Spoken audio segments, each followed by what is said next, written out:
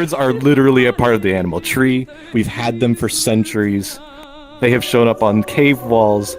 They are not some figment of our imagination. The government did not make them up for robots. They've been here. Come on. There's just a lot of types of birds. You ever play Halo? Oh boy, here we go. The rings in Halo are incubation rings to hold on to species that are going to go extinct due to the flood. Earth, in its past, we have actually proven that Earth in its past was one of those incubation planets. Really? What had happened was way back, centuries, eons ago, thousands of years ago, like 10,000, 20,000 years ago, during the first ice age, right? They introduced birds as, nanny-cams to the planet to watch over humanity, see Earth's life foster and grow and prosper.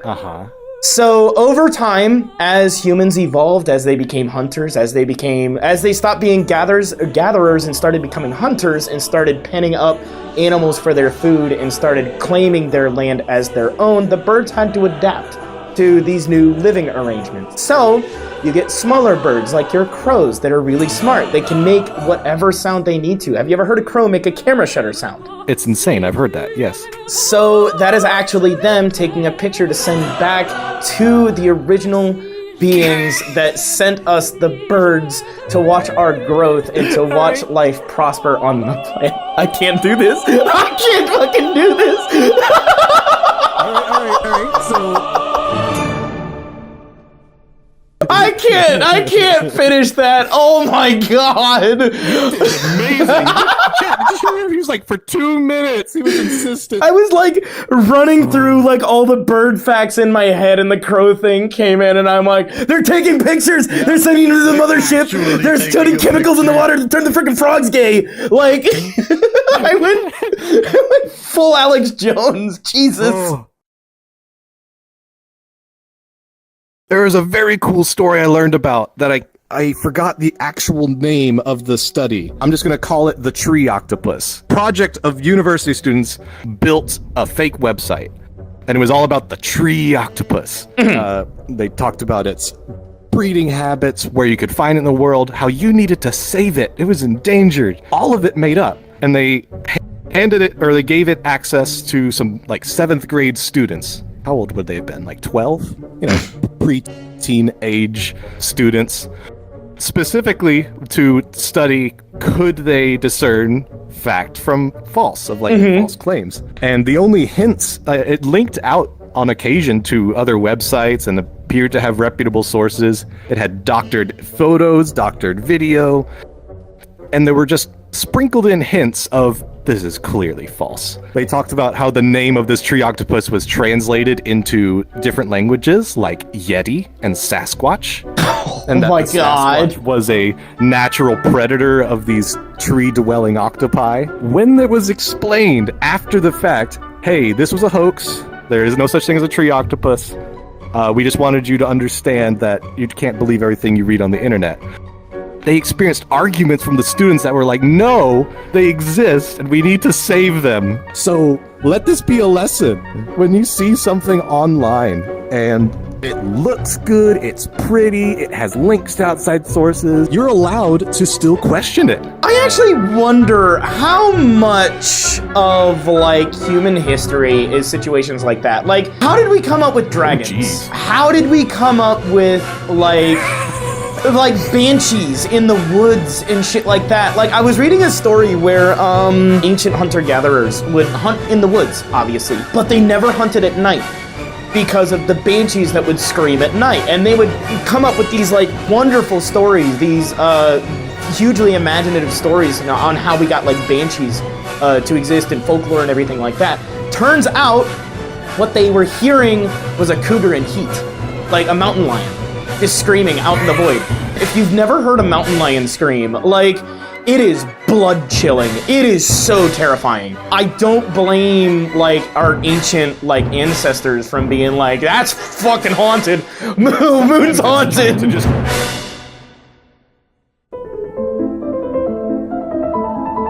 Quinn, do you mind explaining what that is? I'm going to propose a situation. Either it won't make sense or it's missing some details.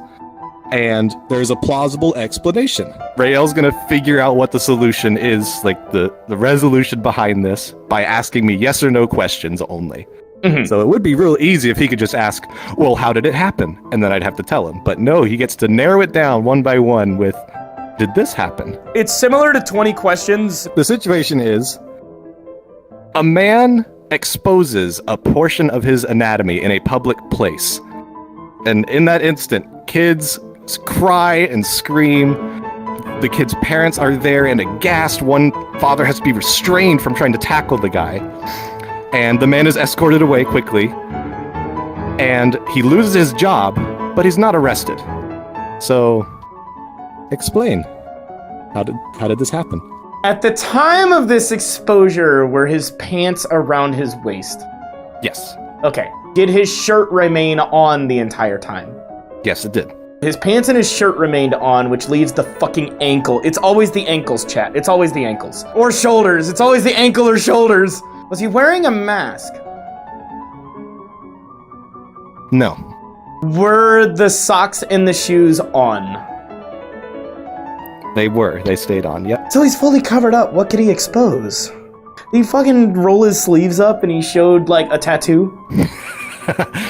No, but that is clever. Was he drunk? No, he was not in this case. Were they pictures on his phone? No. Were they pictures at all? No. You've narrowed down a lot of the body that it is not what he exposed. But there is some spot, some area you have not thought about. The hair? That didn't help. That was a very obscure hint. Did he have a bad haircut? No, his haircut was fine. Okay, so his hair was exposed. His hair was already exposed before this happened. Were his ears visible? Probably? I'll go with probably. Did he flip somebody off? No, that would have been similar, but no. No. Really? He didn't middle finger somebody? Yeah. Did he have a prosthetic? No. Good question, though. Can you see his eyes? You can see his eyes. Did he smile wrong? No. No, he did not. In fact, I'm pretty sure he was smiling the whole time. That does not make it any better! Ah, fuck. Can you think about his job? What did he do and why was he fired from this? How was he fired for exposing a part of his body? Let's see, I am so bad at lateral finger puzzles. Lateral thinking puzzles. The job was never specified, chat. The job was never specified. Not yet. Is the job important to the question? Yes, it is. Did he work with children? Yes. Did he work in a school? No. No. Did he work in a daycare? No. Pediatrics? Was he a doctor? Nope. He was not a doctor. What other jobs with kids are there? Is he an entertainer of some kind? Yes. In a sense. Was he a magician? No, he was not a magician. He doesn't wear a mascot outfit? No, he's not wearing a mascot outfit. Fuck! Is he a seasonal worker? Yes. A mall Santa? Yes! Oh! Okay. He was taken away, but he wasn't arrested. Meaning, did he pull his fake beard off? Yes! Ah! His chin! Kids cried, parents yelled, oh! to tackle him, and he lost his job because he removed his beard in the middle of the mall.